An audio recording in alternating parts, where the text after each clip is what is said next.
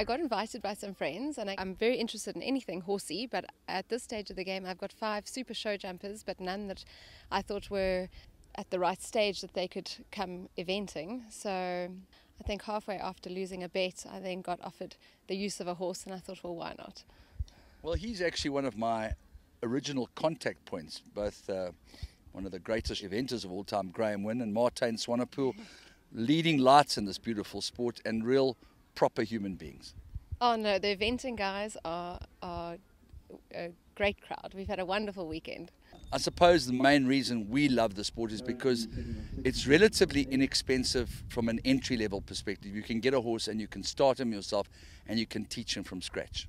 Yes, no, absolutely. It can be as affordable or expensive as you make it these days. So it's very possible to take a thoroughbred after racing and train him into whichever discipline you decide. But you can also travel to Europe and import something which is specifically bred to the discipline that you want to participate in. So you can make it as affordable or expensive as you choose nowadays. Okay, so would it be fair to say that the bug has bitten you? Are you likely to attend next year?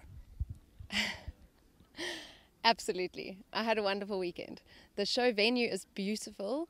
The event organisers have gone to huge lengths to put on a great show. The jumps are fantastic and the crowd was wonderful. So I think it's safe to say I'll be back. Do you think Gareth might ever decide to attend?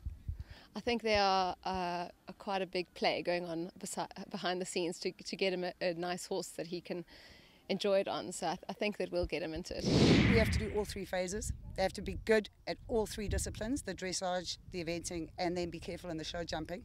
So we work 3 times harder, I think, than most other disciplines. Bully, as I call him.